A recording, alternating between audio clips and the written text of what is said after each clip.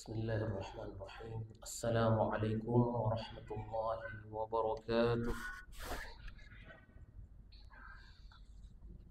إن الحمد لله نحمده ونستعينه ونستغفره ونستهديه ونعوذ بالله من شرور أنفسنا وسيئات أعمالنا. من يهده الله فلا مضل له ومن يضلله فلا هادي له. أشهد أن لا إله إلا الله وأشهد أن محمدا عبده ورسوله لا نبي بعده.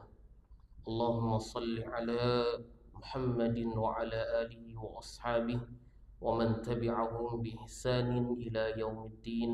أما بعد، فقال الله تعالى في كتابه الكريم: يا أيها الذين آمنوا اتقوا الله حق تقاته ولا تموتن إلا وأنتم مسلمون.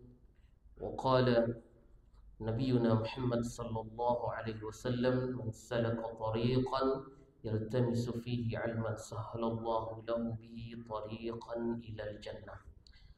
Jemaah sekalian rahimakumullah, pertama-tama mari kita panjatkan rasa syukur kita kepada Allah Subhanahu wa taala.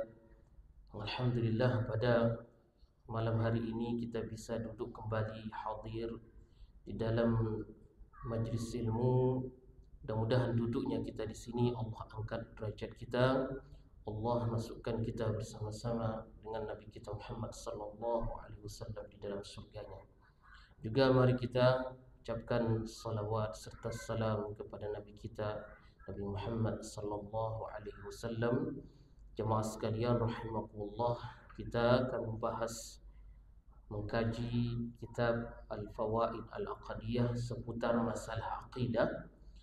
Kemudian kita akan melanjutkan pada ungkapan dari Syekh Al-Barbahari rahimahullah. Beliau mengatakan, qala al-muallif wal iman bi anna Rasulullah sallallahu alaihi wasallam usriya bihi ila as-sama' wa sara ila al-'arsy wa kallama Allah tabaraka wa ta'ala wa dakhala al-jannata wa tala'a ila an-nari wa ra'a al-mala'ikata wa sami'a kalam Allah 'azza wa jalla wa nushirat lahu al-anbiya'u wa ra'a suradiqatil 'arsy wal kursi wa jami'a ma fis samawati wa ma fil ardina fil yaqadati hamalahu Jibrilu 'ala al-buraqi hatta adarahu fis samawati wa furidat 'alayhi as-salawatul khamsu fi tilka al-layla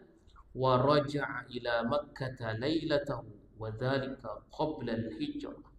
Nah, ini jemaah sekalian, beliau mengungkapkan seputar Isra'nya dan Mi'rajnya Nabi Muhammad sallallahu alaihi wasallam.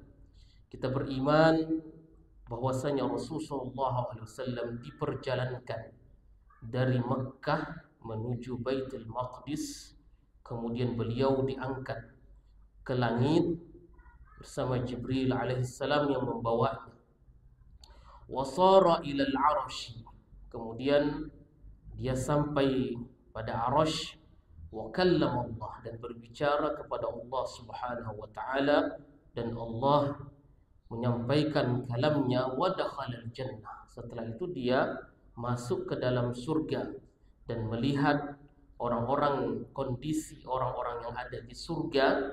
Wa tala'a ilan nar, juga melihat orang-orang yang ada di neraka. Wa ra'al malaikata, dan dia juga melihat malaikat. Wa sami'a kalam Allah, dan mendengar kalam Allah, yaitu perkataan Allah Azza wa Jalla langsung. Wa nusyirat lahul anbiya, dan dibangkitkan di hadapannya ini para nabi. Wa ra'a suradiqatil 'arsy wal kursi, dan juga melihat arasy-nya Allah, kursinya Allah. Wa jami'a ma fis samawati wa ma fil ardina fil yaqadah, dan dia melihat seluruh apa saja yang ada di langit dan juga yang ada di dalam bumi dalam kondisi yaqadah, dalam kondisi tersadar, bukan dalam kondisi dia bermimpi. Sebab ada sebagian dari kelompok ini mengatakan bahwa Rasulullah SAW diisrakan dan dimi'rajkan ini dalam kondisi dia ini bermimpi, tidur. Namun kita Ahlus Sunnah wal Jamaah meyakini bahwa dalam kondisi yaqadhah, tersadar. Hamalahu Jibril, ini dibawa oleh Jibril di atas buraq, kendaraan yang bernama buraq. Hatta adaru fis sama, kemudian dibawalah Rasulullah berkeliling di langit itu. Wa furidat alaihi salawatul khams, dan Nabi SAW diberikan kewajiban pada beliau serta umatnya untuk menegakkan salat 5 waktu pada malam tersebut. Kemudian waraja' ila Makkah lailatahu, selanjutnya dia kembali ke Mekah di malam itu juga. Wadzalika qablal hijrah, dan ini sebelum hijrahnya Nabi SAW ke Madinah. Nah, jemaah sekalian, masalah yang pertama ini adalah masalah iman kepada Rasulullah SAW, bahwasanya beliau ini diisrakan dan juga dimi'rajkan. Isra dalam bahasa Arab itu adalah asra yusri, sara yasri, artinya berjalan di malam hari. Asra artinya beliau diperjalankan. Allah katakan di dalam surat Al-Isra, a'udzubillahi minasyaitonir rajim, subhanalladzi asra bi'abdihi lailan minal masjidil haram ilal masjidil aqsa alladzi barakna haulahu linuriyahu min ayatina innahu huwas samiul basir. Ini dalil yang pertama yang berkenaan tentang Nabi SAW diisrakan dari Mekah ke Baitul Maqdis. Nah, di situ beliau diperjalankan oleh Jibril alaihissalam. Namun berita tentang beliau ingin naik di atas langit, naik ke langit, itu di dalam surat An-Najm.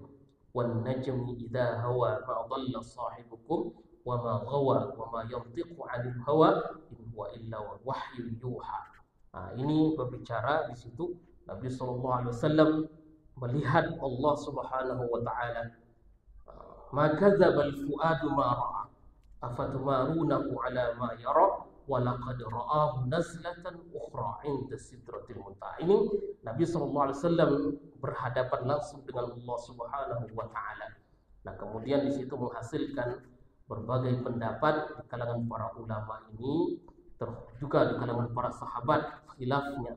Ada yang mengatakan, apakah pertanyaannya, apakah Rasulullah SAW melihat Allah Subhanahu wa taala?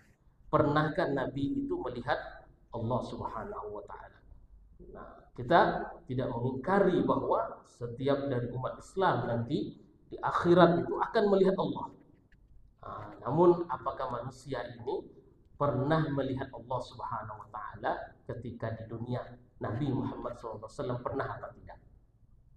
Nah, ini Abu Hurairah, kemudian Ibnu Abbas, Ibnu Mas'ud mengatakan bahwa Nabi SAW pernah melihat. Nabi SAW pernah melihat Allah Subhanahu wa taala. Kata Nabi ketika ditanya, apakah engkau pernah melihat Allah ketika dimi'rajkan?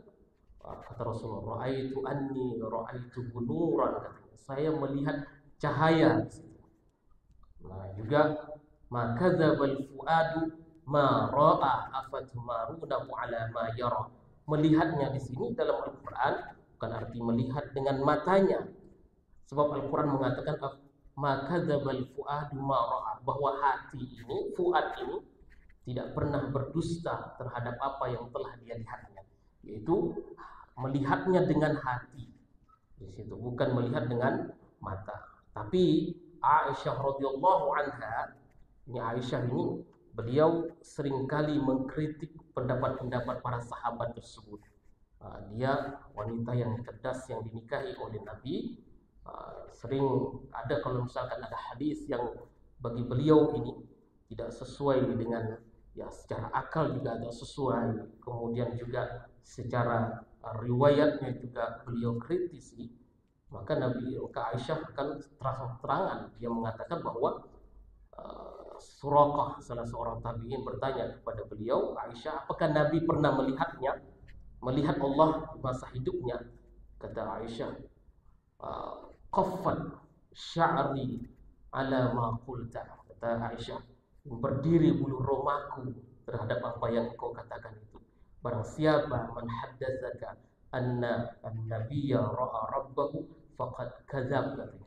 Barang siapa yang berkata bahwasanya Nabi telah melihat Tuhannya, maka dia telah berbohong, kata Aisyah. Artinya di sini pendapat berbeda antara Aisyah dengan sahabat-sahabat yang lain. Nah, ini Aisyah juga pernah berselisih, ya, berbeda pendapat dengan Abu Hurairah dalam hadis. Kata Abu Hurairah radhiyallahu an, innal mayyita yu'adzabu bibukai ahliha. Sesungguhnya mayat itu akan diazab disebabkan tangisan keluarganya. Nah, itu ada hadis seperti itu. Innal mayyit yu'adzab bi bukai ahliha. Kalau ada orang yang menangisi keluarganya yang meninggal, maka orang yang meninggal itu akan diazab. Aisyah mengatakan, bagaimana mungkin seperti itu? Sebab Allah sudah mengatakan, wala taziru waziratun wizra ukhra, ya. Wala taziru waziratun wizra ukhra. Yang namanya dosa itu tidak bisa diwariskan kepada orang lain. Setiap orang itu akan menanggung dosanya masing-masing. Bagaimana dosa kita ini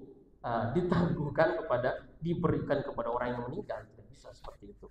Nah, itu yang beliau mengungkapkan dengan ayat tersebut. Kata Aisyah radhiyallahu anha, ikhwatal iman hafizani wa hafizakumullah.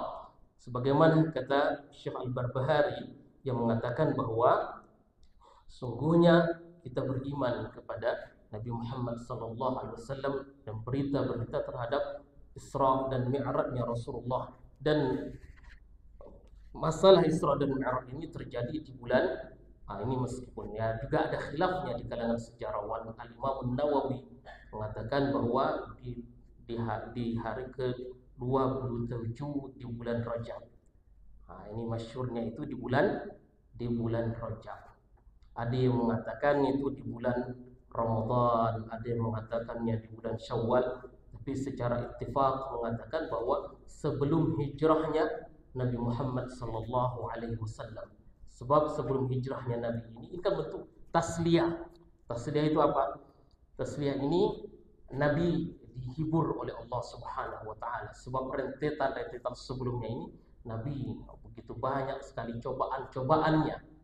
Istri beliau Khadijah radhiyallahu anha, begitu beliau cintai, mendukung dakwahnya Nabi sallallahu alaihi wasallam, wafat. Setelah itu pamannya Abu Talib juga yang mendukung dakwahnya beliau. Dan ketika Abu Talib ada di sisi beliau, tak ada yang berani mengganggu Rasulullah. Untuk menyentuh Rasulullah SAW tak ada yang berani. Tapi ketika wafatnya Abu Talib, berani sekali orang-orang Quraisy. Setelah itu Rasulullah berdakwah ke satu kampung yang bernama Taif. Di situ Nabi berharap mereka ini menyambut dakwahnya Rasulullah, tapi beliau dilempar, dihinakan di situ. Rasulullah sedih sekali hingga keluarlah beliau dari tempat itu. Kemudian setelah itu Nabi SAW dihibur oleh Allah Subhanahu wa taala, diperjalankan pada satu malam tersebut. Dan ini juga merupakan ujian. Bagi siapa? Ujian orang yang baru beriman. Dan kemudian orang yang sudah beriman, dan juga orang yang tadi mau beriman. Dan juga orang tadi ini yang makin benci dia kepada Rasulullah SAW. Lihat tuh Nabi yang kau sebut bahwa dia Nabi, dia berkata-kata saja.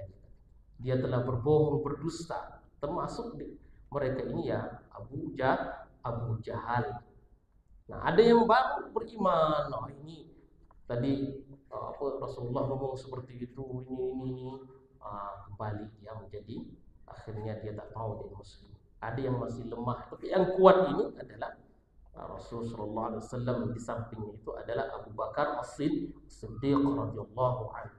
Nah, ketika Abu Jahal ini datang kepada Abu Bakar, kata Abu Jahal, kamu tidak mendengar sahabatmu ini yang mengatakan bahwa dia diperjalankan, dia melakukan perjalanan dari Mekah ke Baitul Maqdis.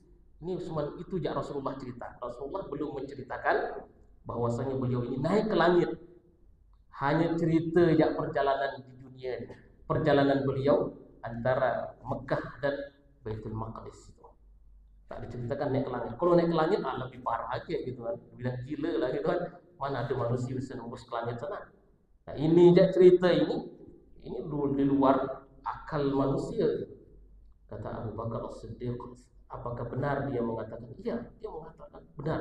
Oh, perjalanan 1 malam. Padahal kita tempuh itu sebulan lamanya. Sebulan ini 1 malam. Kata kalau dia itu mengatakannya, kalau benar Muhammad yang mengatakannya, faqad shadaq, benar. Berarti dia itulah yang mengatakan yang sebenarnya. Kata Abu Bakar As-Siddiq, shadaqna bi khabaris sama. Kami ini setiap hari percaya, datang setiap hari kepada kami ini berita dari langit, kata Abu Bakar. Dari langit, masa cuman gara-gara itu ya kami goyah iman kami? Maka disitulah Abu Bakar As-Siddiq diberi gelar dengan As-Siddiq. Nah, ini jemaah sekalian, itulah yang membedakan sahabat Abu Bakar dengan sahabat-sahabat yang lainnya. Laisa, kata ulama itu, sebenarnya Abu Bakar As-Siddiq laisa biqasrati salatin. Salatnya mungkin tak sebanyak salat sahabat-sahabat yang lainnya. Ada sahabat mungkin banyak salatnya. Kemudian siamnya, puasanya, sedekahnya.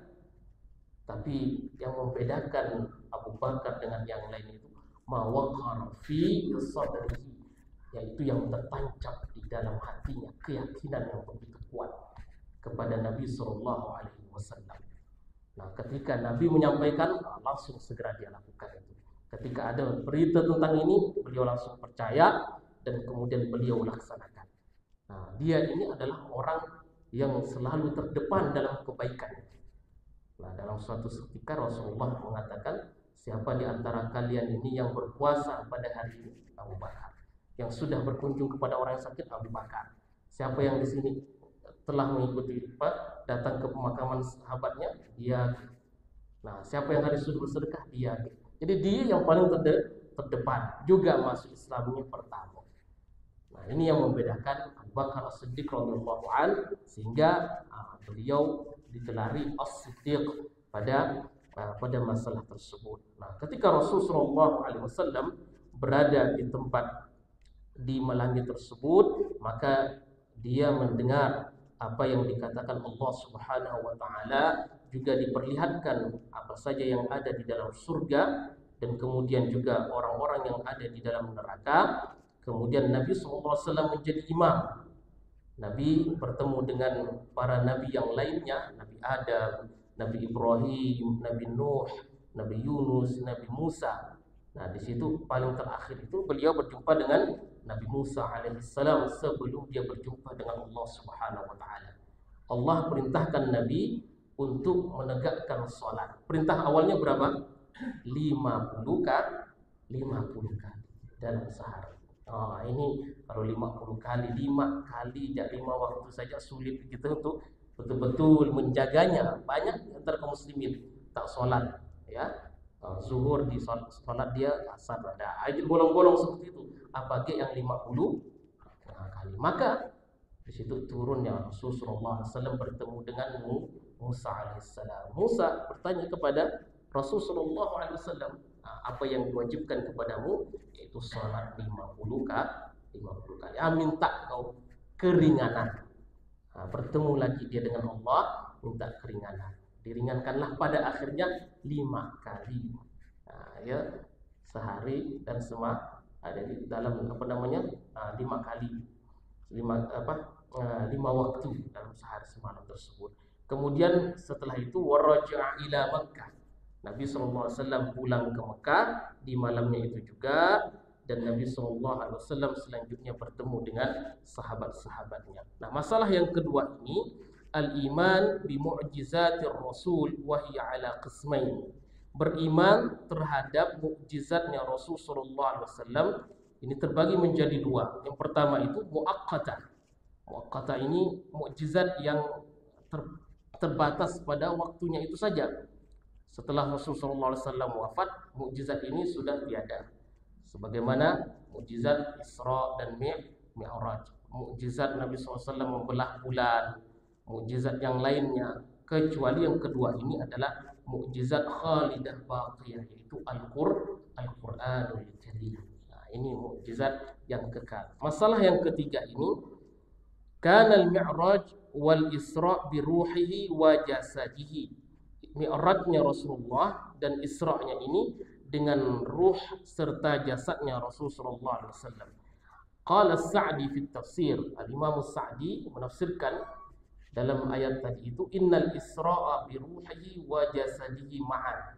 Kata beliau bahwasanya Isra dan Mi'raj ini ruh dan jasadnya, wa illa lam yakun fi dzalika ayatun kubra wa munaqqabah azimah. Kalau hanya dalam mimpi saja atau ruhnya saja tanpa jasadnya, maka tak mungkin ini menjadi mukjizat yang besar. Sebab hanya mimpi. Dan orang-orang dulu itu, orang-orang Quraisy tidak membantah terhadap Isra-nya Nabi SAW. Tidak membantah, tidak mengatakan, itu kan hanya mimpi. Siapapun bisa, kata Abu Jahal itu mungkin. Tapi tak ada muncul omongan seperti itu, tidak ada. Mereka pun tidak ada yang mengatakan bahwa Rasulullah SAW ini hanya bermimpi, cuma ruhnya saja, tidak ada. Tapi mereka secara ittifaq memahami hal tersebut. Sama seperti kata Syekh Shalih Utsaimin ini, sama seperti ketika Allah mengatakan Ar-Rahman 'alal 'arsy istawa. Nah, misalkan bahwasanya Allah Subhanahu wa taala itu beristiwa di arasy-Nya. Yadullah fawqa aydihim, tangan Allah di atas tangan-tangan mereka. Kemudian Allah Subhanahu wa taala berbicara bahwasanya dalam hadis qudsi itu Allah turun ke langit dunia. Apakah ada di antara orang-orang Quraisy mengatakan bahwa itu kan Allah itu turun rahmatnya saja, ditafsirkan oleh mereka, mengingkari, mereka mengingkari, tidak.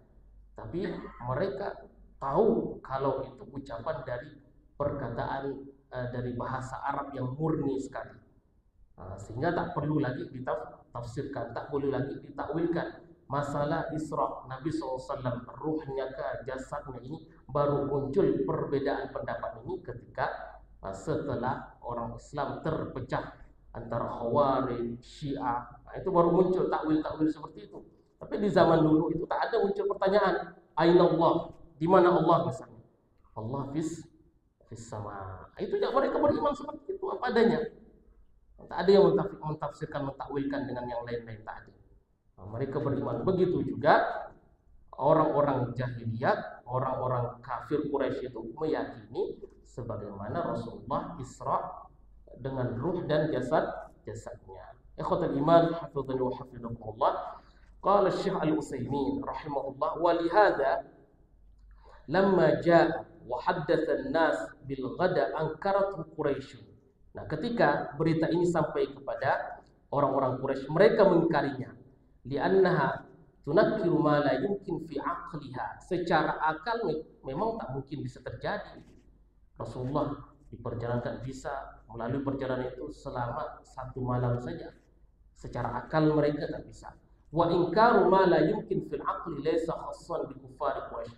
Pengingkaran akal terhadap wahyu itu bukan hanya khusus pada orang Quraisy saja, tetapi ini juga dialami oleh umat Islam sekarang ini. Mereka mengingkari sifat-sifat Allah Subhanahu wa taala. Di mana sifat Allah tadi, misalnya Allah turun ke langit dunia. Allah turun, kemudian Allah memiliki tangan, Allah mendengar, Allah tertawa.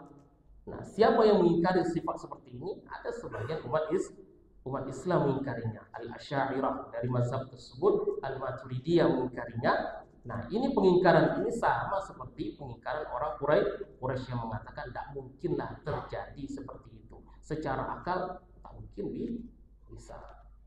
Nah, tapi akal mereka, namun tak semuanya wahyu ini bisa dicerna oleh akal manusia. Banyak sekali wahyu-wahyu tersebut tak mungkin dicerna dengan akal, tapi melalui iman kita. Kalau akal ini kita tak sampai, maka bisa jadi nanti akan ada eh, percobaan-percobaan atau eksperimen-eksperimen yang akan datang yang bisa menjangkau wahyu tersebut. Mungkin sekarang tak bisa, tapi kedepannya akan ditemukan apa yang hikmah di balik wahyu tersebut. Tapi kita ini beribadah bukan berdasarkan hikmahnya. Ingat jemaah sekalian, bukan karena hikmah. Ada hikmah baru kita mau beribadah, tidak. Tapi kita beribadah karena perintah Allah Subhanahu wa taala. Untuk masalah hikmah itu tak perlu kita tanyakan. Kita beribadah menghukumi sesuatu itu berdasarkan ilahnya, sebabnya. Ya, kita dilarang untuk minum khamar. Apa hikmahnya di situ? Bukan hikmahnya, tapi ilahnya. Kalau ilahnya, sebab Islam itu menerangkan ilah, bukan hikmah. Seperti khamar, dilarang ilahnya apa? Karena merusak akal manusia. Kemudian setelah itu dikiaskan dengan narkoba, dengan yang lainnya yang merusak akal manusia. Maka ikhwatul iman hafizani wa hafizakumullah, kita beribadah bukan karena hikmah tapi karena illah yang menjelaskan. Fa Quraisyun angkarat hadzal mi'raj walau kana manaman lam tunkiru Quraisy. Katanya orang Quraisy ini mengingkari mi'raj kalau ini hanya mimpi saja. Mungkin orang Quraisy tidak mengingkarinya. Li'annal manamat yakunu fiha mislu hadza lakinnahu amrun hissiyyun haqiqiyyun usra bir rasul. Kalau hanya mimpi saja, mungkin orang Quraisy itu merasa wajarlah itu mimpi. Siapa saja bisa untuk bermimpi, dia bertemu dengan ini, bertemu dengan orang yang mati pun bisa, tapi mereka ini mengingkarinya sebab ada manusia yang bisa melakukan perjalanan itu satu bulan, satu malam ya, yang biasanya kita lewati itu satu bulan. Nah, ini kata Muslimin rahimani wa rahimakumullah, laqad ra'a fi ayati rabbihil kubra wa fi hadza isyaratun ila anna ayatillahi minha al-kabir wa minha duna dzalika. Nah, ini ketika Allah mengatakan di dalam surat An-Najm, laqad ra'a min ayati rabbihil kubra, sungguhnya dia telah melihat tanda-tanda dari Tuhannya, tanda yang besar. Ini mengisyaratkan bahwasanya ayat-ayat Allah Subhanahu wa taala ada yang bentuknya besar, kabir, mukjizatnya yang besar, ada juga yang kecil. Wala naqulu minhu as-saghir anna al-kubra ismun tafdil. Al-mas'alah ar-rabi'ah. Kemudian poin yang terakhir ini, bayan anna minal umur ma yajibu fiha at-taslim wa alla tu'arad fi ma yazhar minal uqul al-qasirah. Menjelaskan bahwa harus kita tunduk terhadap wahyu yang datang kepada kita semua. Wa alla tu'arad bima yazhar minal uqul al-qasirah. Jangan sampai kita menolak dengan akal kita yang pendek ini. Nah, ini poin yang terakhir ini, kita harus tunduk patuh terhadap perintah-perintah Allah, kemudian berita-berita yang gaib yang mungkin akal kita ini tak sampai. Zuhur misalnya tadi itu 4 rakaat. Mengapa 4 rakaat? Kenapa tak 3 saja? Subuh ngapa tak 4 gitu kan?